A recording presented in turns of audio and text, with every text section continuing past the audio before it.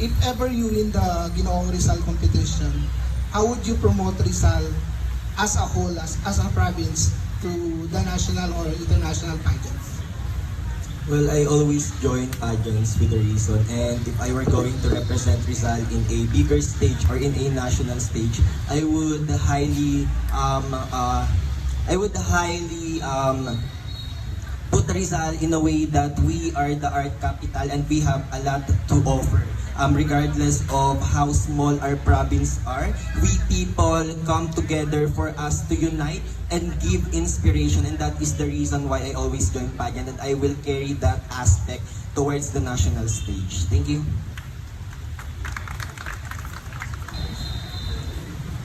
How about Rizal when you win Ginoong Rizal to the national and international stage?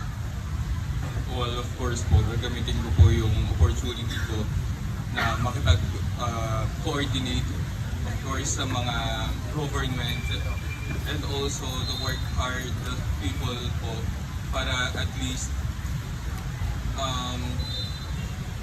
malaman ko po kung ano yung mga kailangan pang mas i-improve at mas maibigay sa international yeah, thank you.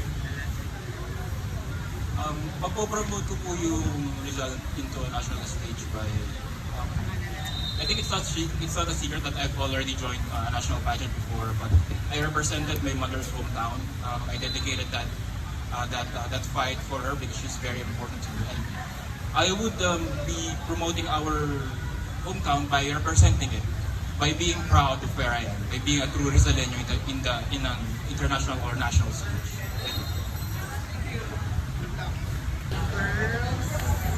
I'm Peter Pierre from Critical Beauty Philippines. My question is, what it takes to be a Binibining Rizal? Good day, everyone. I think that as long as you have a purpose, as long as you have something to be proud of, I think that everyone that have a purpose can join Binibining and Ginoong Rizal. It doesn't matter what shape your body is, what height you are, what height do you have. I think that as long as you have a purpose, you should join Ginoong at Binibining Rizal. That's all. Thank you. Hello everybody who's here and who's watching this, and thank you for the question, Sir Peter.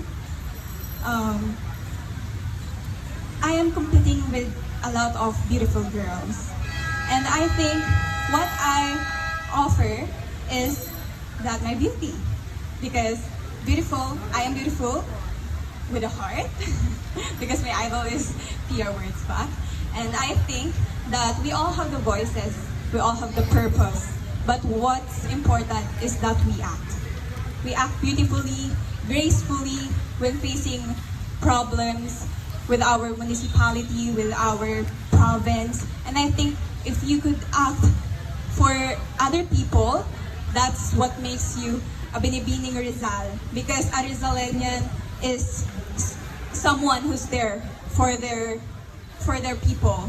And I think I am beautiful with a heart, and I will show that beautiful in this competition. So you should watch out. Thank you. Good morning, everyone.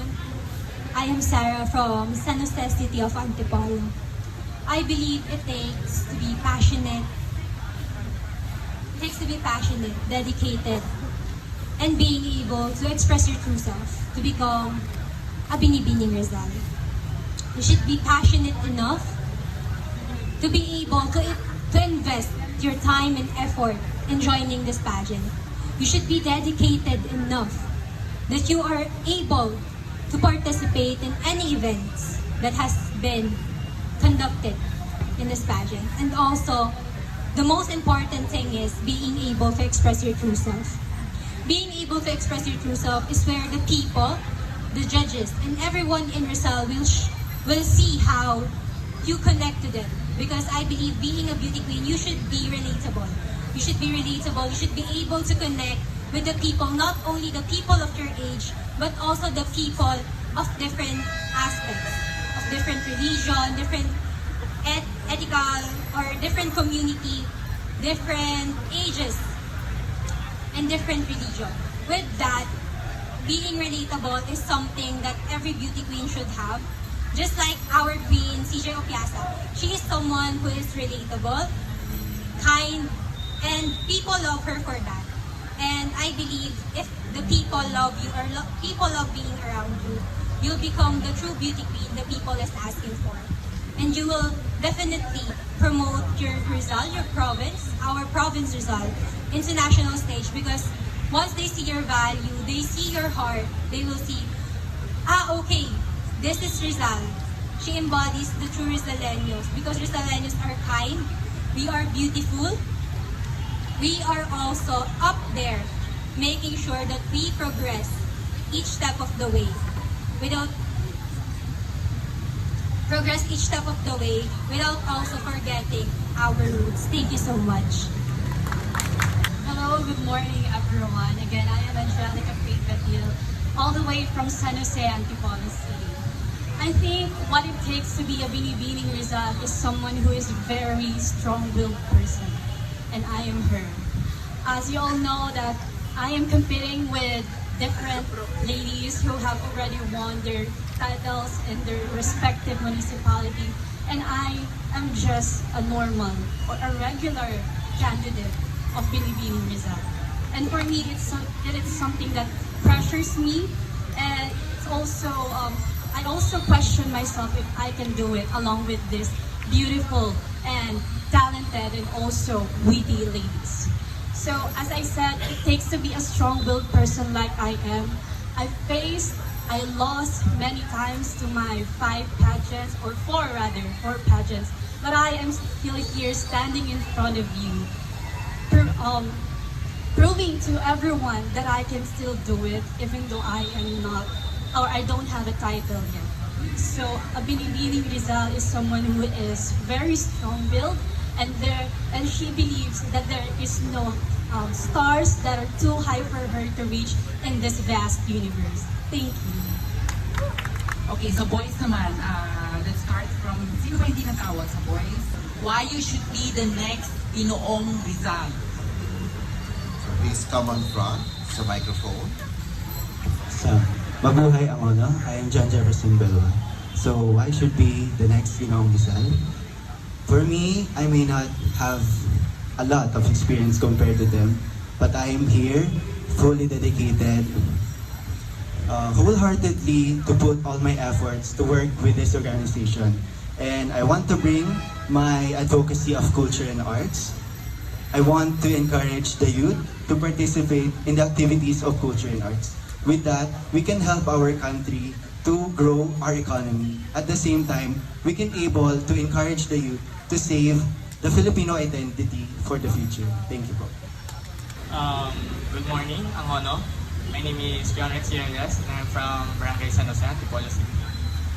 Bakit nga ba ako yung dapat na maging next na Ginoong Rizal? Dahil mapapatunayan ko to sa mga hard work ko na magagawa dito sa Ginood Binibining Rizal, and I'm sure na may bibigay ko yung lahat ng effort ko. Actually, this is my first time na mag-join this sa pageant, but I'm sure that I'm giving my best to be the Ginoong Rizal.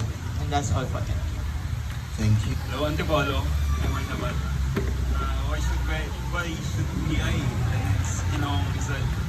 Actually, this is my first time joining pageant, and I will give my best. And hindi ko sila nakikita ang competition, nakikita ko sila bilang maging kaibigan. Ayun, thank you. So good morning everyone. As for me, joining this competition is not just all about the sash, the trophy, or any awards that might be given to us.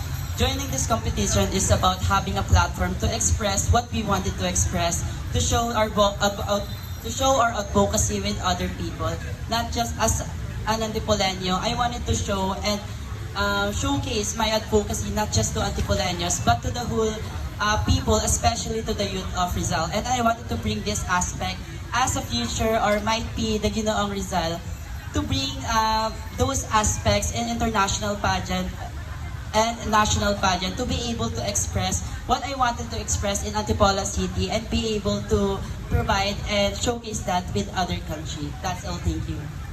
So, hi everyone. Again, I'm Henry R. Topas. Actually, this is my second pageant. And in my first pageant, hindi po ako pinalit na manalo or makakuha ng any major awards. But sumasali po ako dito sa pageant na to because I want to give encouragement and inspiration sa mga katulad ko po na nagsimula sa pagiging mababa ang self-esteem hanggang sa na-embrace kung ano yung uniqueness and may pagmamalaki sa kanilang mga sarili. And I know na yung duty ng isang ambassador and a candidate is mapufulfill ko siya by giving encouragement and inspiration to other people, especially sa mga kabataan na katulad ko. Dahil naniniwala ko na our failure is not a rejection. Our failure is just a redirection. Kumbaga, hindi sa lahat ng bagay palagi tayong magaling, palagi tayong panalo. Minsan, kailangan talaga nating hanapin kung saan tayo truly fitted and ma-appreciate. That's all, and I thank you. Bilang isang, ano yung isang bagay na yung pagmamalaki nyo bilang isang Rizalen? Magandang umaga, Angono. My name is John Patrick Cruz from Municipality of Alaala. So bilang isang Rizaleño, mapagmamalaki natin na kung paano tayo tumanggap sa mga bisita, gaya ng kung paano natin kinikilala ang bawat isa, at sa kung paano natin ipinataas bilang isang Rizaleño. Ika nga nila na lahat tayo, meron tayong isang kasabihan na taas noo Rizaleño. Isa ito sa natatanging naging simbolo sa kung paano tayo mag-welcome bilang isang Rizaleño, sa kung paano tayo nagpapakita ng pakikipagkapwa o paggalang, at gaya na rin ng ganon ay isa rin ito sa isang sumisimbolo sa kung paano ang Rizaleño ay may mabuting puso. Yun lang po, maraming salamat. Ano yung isang bagay na may pagmamalaki mo bilang isang Rizaleño?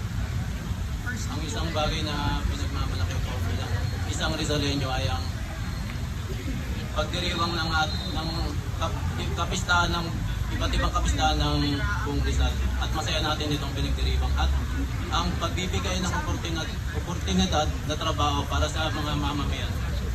Maraming salamat. Hi, good afternoon everyone. Again, my name is Mauchi and I'm from Santo Domingo, Cuenca. So one thing that I'm proud of as a Rizaleño is that I am being tenacious. So I was once a nobody and belongs to marginalized youth population, but through a competition like this, like an event like this, I was able to hone my fullest potential, and that is something that I'm so proud of. That's why I'm standing in front of you, and I want everyone to resonate through me, because if we be tenacious in everything that we do, then we can achieve our ultimate in every other way. Thank you. Good afternoon, everyone. What's the question? Ano yung isang bagay na may pagmamalaki mo bilang isang Rizaleño? As someone who grew up in Rizal all my life, what I can say is that I have met numerous amount of complex people within our community, and in each individual that I met, we all have something in common. We all have something in common, which is courage. As I heard the question, I remember the quote by Fred Hampton. If you dare to struggle, you dare to win. If you don't dare to struggle, then you don't deserve to win. And I believe each one of us Rizaleños has the dare to struggle enough to have victory, whether it's towards our community or towards ourselves. And I think. Good morning everyone.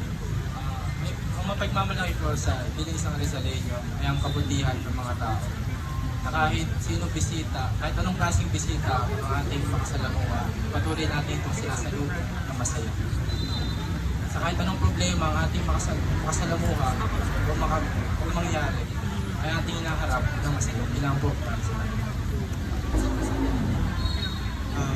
I would say that one thing that I can be proud of as Rizaleño is being Rizaleño itself. Because I believe that Rizaleño has a lot of things to offer, and we can promote love and respect to one another. I mean, we are loved by others, and I think it is something that we can be proud of. And that's all. Good morning everyone. I'm Alvin Jen Diaz presenting San Martin. Ano nga po ba ang pagmamalaki ko sa Rizal? Ito ang ating kalikasan at kultura. Alam naman po natin ang Rizal ay kilala sa pagkakaroon ng napakagandang kalikasan at gayon na rin po ang kultura ng bawat bayan. Kaya para po sa akin, dapat ito'y ating pangalagaan. Dahil ang bawat Rizaleño at ang bawat kasamahan ko ay may kanya-kanyang uniqueness. At kapag ito ay tinatangi nila, ito ay maging magandang representasyon bilang isang Rizaleño. Ayun lamang po at dapat pangalagaan po natin ang ating kalikasan at pahalagahan ng kultura. Maraming salamat. Magandang umaga po sa inyo lahat. Ang may pagmamalay ko lang po bilang isang Rizaleño ay